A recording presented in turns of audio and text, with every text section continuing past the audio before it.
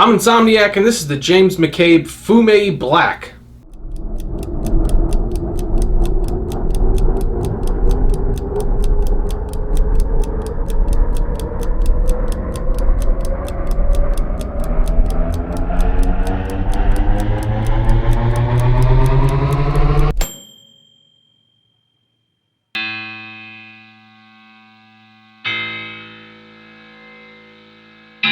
Oh, you! Insomniac.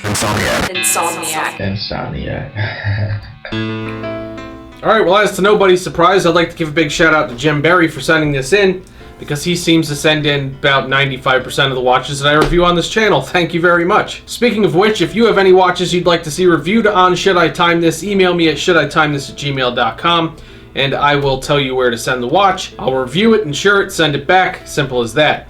So, without further ado, let's get into the watch. The case on this watch is simple, almost to the point of being plain, but it's actually pretty well done. The entire case is brushed steel, including the case back. Case back is a snap-on type with information about the watch lightly engraved around the outer edge, and the brand logo lightly engraved nice and large right in the center. Moving back up to the rest of the case, the brushed finish on this piece isn't impressively done or exceptional, but it's fairly uniform and looks good at a glance. The machining of the lugs is the same deal. Not flawless, but they look pretty good. The sides of the slim case are very nice, with a good separation between the actual sides of the case from the fixed bezel area on top and the beveled area leading down to the case back.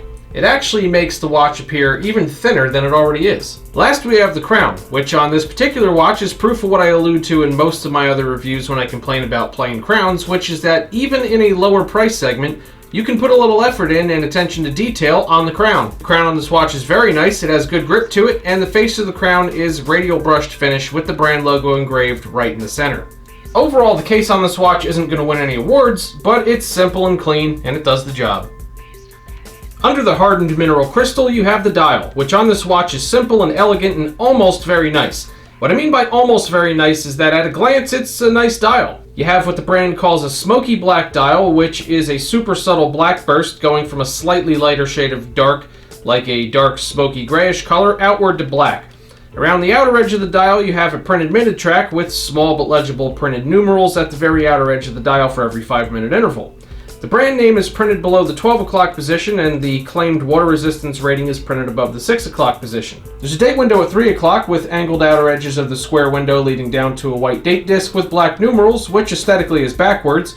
It would have looked a lot better as white numerals on a black disc, but that's just my opinion. From here is where the dial kind of goes downhill, and you start to really get the feeling that this is a cheap watch.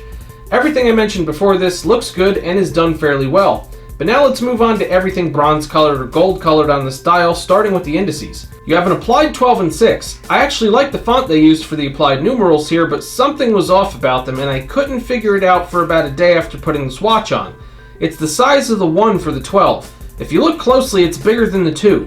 Small detail, but one that I'm surprised was overlooked. And once you notice it, you can't unsee it. Then you have the hour markers. They're these little polished dots. Now, there's nothing wrong with a non-numeral set of markers, or with a round set of markers, but why are they the only polished feature on this whole watch, and why are they so small? There's plenty of room on this dial. They almost look lost here. But none of that is the worst part of this dial. That honor goes to the most noticeable part of the dial, the hands. This is actually a sad situation, because at first glance, I liked everything about the hands. The shape of the minute and hour hands is very nice, and the length of all 3 hands works perfectly for this watch, with the minute hand and second hand reaching all the way out to the minute track. The problem is with the detail. First of all, I can't tell you what kind of finish was used for the hands. All I could say with certainty is that they remind me of what fake gold jewelry looks like, fresh out of a gumball machine, where you're not really sure if they're spray painted or colored with a gold Sharpie or something, but you can tell that they're fake. The finishing on all 3 hands is just bad. And then if you look closely at where the circular cutouts are in the minute and hour hands, you'll see that the cutouts aren't even centered in the middle of the circular portions of the hands, but instead both slightly off center in the direction of the hand tips. These are definitely the kinds of things that aren't a big deal, but the kinds of things that you'll notice over time if you're wearing it often, and the subpar details in the craftsmanship could negatively impact your perception of the watch. Longer story short, if a little bit more effort would have went into the applied markers and hands, this would have been a simple but excellent dial. The only usable complication on this watch is the date at 3 o'clock. I already addressed the aesthetic issue with your choice of date wheel color, but that's more of a preference thing that I'm not going to subtract points for. Otherwise, it's small, but the printing is clear enough and sits mostly centered in the window that you can easily tell what the date is, so the one complication it has does its job. Time at a glance on this watch is excellent. The hands are not only the right length for this style, but they all have very acute points to them, and that mixed with the excellent contrast of the white and gold markers on the black dial make the time very simple to find and easy to read. Accuracy of this watch is what you would expect from a decent quartz movement. I said it when I received the watch about a week ago, and the time hasn't budged from where I said it. It's still correct to the minute, so very good.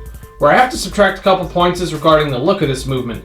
Not unlike with many quartz watches with deadbeat seconds hands, the stop of some of the seconds has a springy look to it, and the second hand doesn't always stop in line with the markers for the seconds, which cheapens the look of the movement when observing it in action. The bracelet on this watch is another area where it was almost excellent. It's your standard run-of-the-mill 3-link design, and visually the brushed finish of this bracelet matches the case perfectly. On top of that, you have a hidden clasp as opposed to the usual fold-over style that most cheaper watches have, which gives the bracelet a smooth, seamless look underneath. And to stick with the positives for a second, I did find this bracelet to actually be very comfortable on the wrist and well balanced with the case. There are two issues though. First, before even putting it on your wrist, it's apparent that this bracelet is a bit thinner than other 3-link bracelets of the same style, and it has a light, somewhat cheap feel to it. Now, you just heard me say a minute ago that it was comfortable and well balanced with the case. It is, but that's because the watch body itself is super thin and has a quartz movement and doesn't have much weight to it. Where this part balances out in terms of points is in the fact that the bracelet does look and feel kind of cheap, but given the case and body it's attached to, it's a good choice in terms of flow and balance. The bigger issue is the clasp.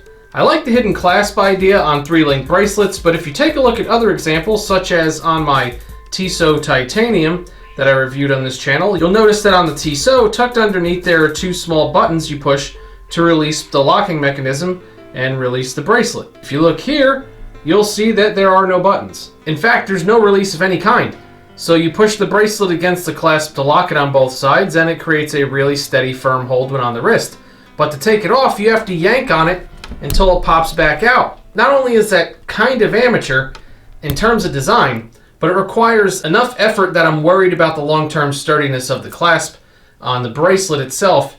I could definitely picture something snapping in months from now from yanking on the bracelet to get it off. Not a great design.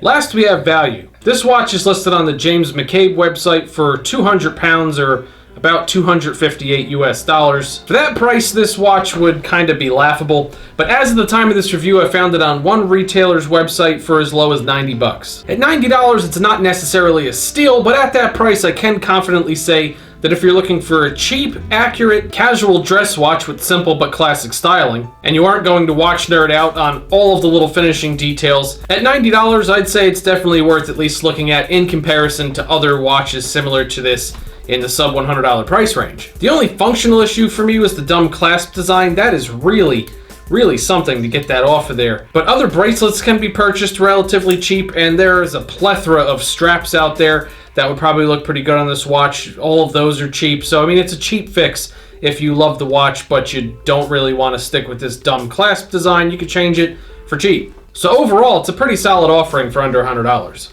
Well, another big thank you to Jim. Really appreciate the support and for all of the loaner watches to review here on the channel. Speaking of the channel, if you'd like to help support the channel and see a lot more content, get some cool rewards, there is a Patreon account for Should I Time This. It is the link at the top of the video description if you would like to check that out. And otherwise, I will see you all at the next review.